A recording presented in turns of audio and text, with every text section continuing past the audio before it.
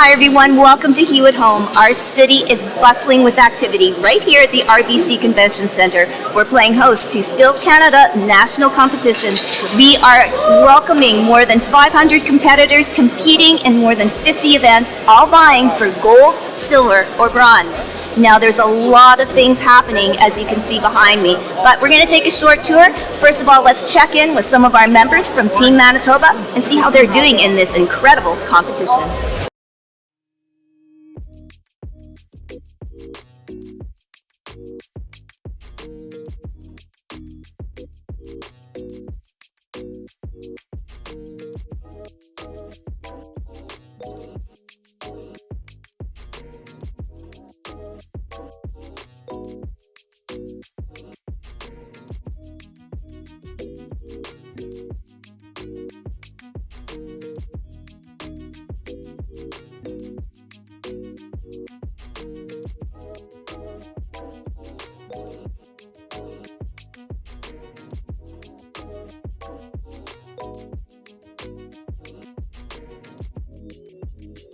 What we had to build was a 3D animation in the 2 days that we competed, and it was more about the animation itself. We are tasked with creating a sit-to-stand or stand-to-sit animation, so it's a little bit difficult trying to figure out how you don't think about it, but how your body really moves.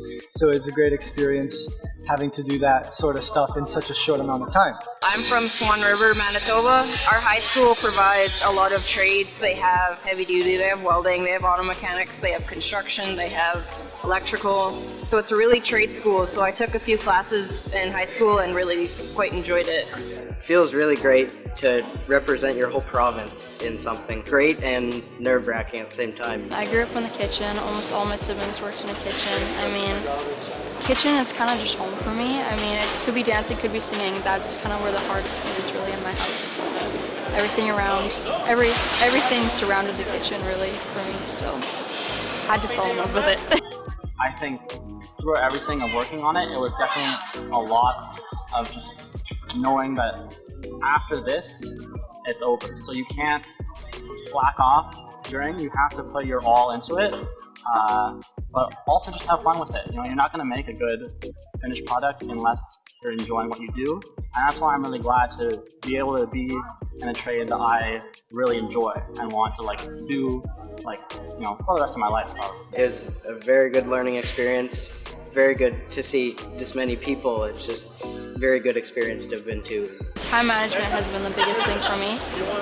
But I mean, everything I've done, it's tiring and everything, but it made everything worth it. The time and the effort I put in, and I mean, the people that I'm around and surrounded by, that makes it all worth it for me. It'd be pretty sweet to say I won gold at the Nationals, so fingers crossed, see how it goes, but I had fun either way.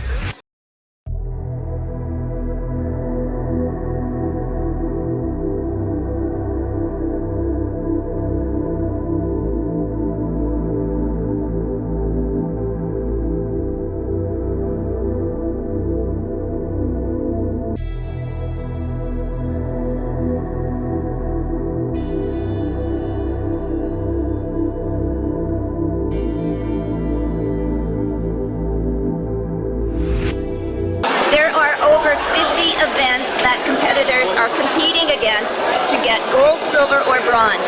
But there's also some other activities. There's hands-on try-a-trade, and new this year, the Skills Showcase. That, of course, introduces all of these students to the incredible artwork of our Indigenous and Métis culture. Let's meet a few of the artists.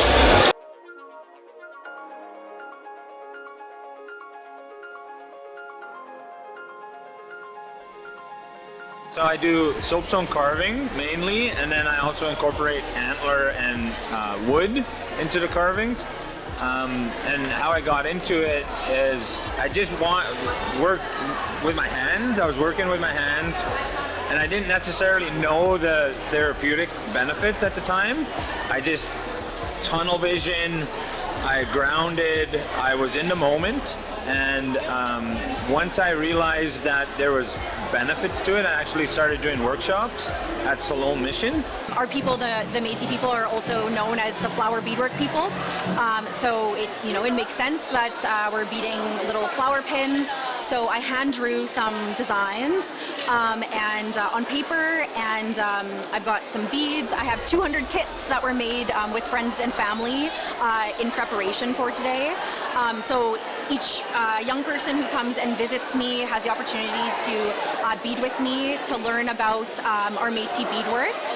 And engage in, part of our beauty and in one of our most highly regarded art forms. My artistic skill is Indigenous streetwear and Indigenous art, and just merging the two to promote reconciliation, healing, and activism about social Indigenous issues. I have been working on a TP activity with the students and visitors here at the Convention Centre, and I feel like it was a great opportunity to share a little bit about the TP teachings and to let the students and visitors be more creative and get in touch with their creative side. So it was a great opportunity for the students and visitors. I'm really glad to be here. I like that Skills Canada came in and wanted to showcase Indigenous art, and the reaction has been well received. I really like the kids coming in, and they're all very interested, and I love seeing some of these creations the kids make. Like a young woman just left here, she made a little gnome, and it was looked like a gnome, and just seeing that really, it brings me joy that the kids are able to create and have this autonomy to create. So it's quite nice. I learned that traditional TP teachings, they have a lot of significance to Indigenous cultures, especially the Cree and Ojibwe cultures. And I was sharing a little bit about the TP teachings to the students and visitors. So essentially, TP teachings, they are embedded in women teachings. So how important Indigenous women are. They were the ones to create the teepees themselves. They would assemble them, they would decorate them, they would sew everything together.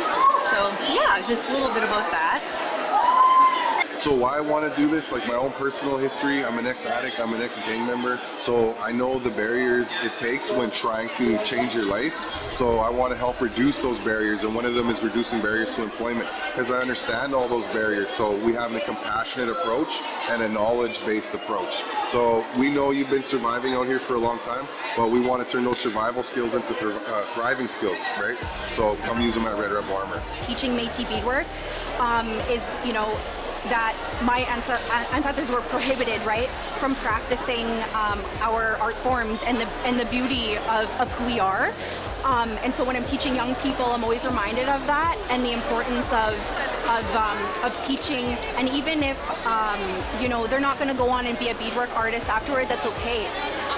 But that we had that moment, and that they felt confident, they were able to make something with their hands. And so I think, really teaching young people and honoring their gifts is incredibly important. Well, this has been one amazing competition, and I want to wind off by saying a big thank you to Cassandra here. Cassandra has taken us all over the convention center to all of the competitors. We would have been long dead, me and Andrew, long dead. But Cassandra, I wanted to actually talk to you about your experience, because she's competed provincially, nationally, and the worlds. What has that given you? It gave me everything. Give me the power to improve myself and to be the person I am today, because I wasn't very confident before and I didn't speak English, I didn't get out my comfort zone, so it gave me really the power to do what I love and to be who I am today. Okay, so behind us is a landscaping competition. You competed in car painting. Now, how many women are in those competitions? Oh, there's a lot. In Brazil, we were maybe 10 women, and I think the podium was 2 women. And so what is your sort of personal opinion on how well this competition was this year? I'm not sure because I didn't have the time to see all the competition, but I think went great, so I'm not sure this year. And what kind of feelings are these competitors feeling right now? Oh, they're relief. It's done. It's done, and then tomorrow that's gonna be the closure ceremony, and then yeah, they're relief. Okay, and this all has a happy ending because Cassandra, now tell everybody what you are doing. I built my first business 8 years ago in heavy-duty truck restoration, and then now I'm doing painting. So I'm doing like water bottle like this, and then I'm doing motorcycle helmet and hairbrush and all stuff like that. See? Okay, she is the whole deal, and that's why I wanted her on the show. She's female, she's fierce, talented, and she owns her own business. So, there is a future for all of us that want to get interested in skills. Thanks for watching. Thank you to Skills Manitoba and Skills Canada for having Hugh on site. And we'll see you next time at the Nationals. And where will that be? Quebec. Her hometown. All right. Thank you to all our special guests. We'll see you next time on Hugh at Home.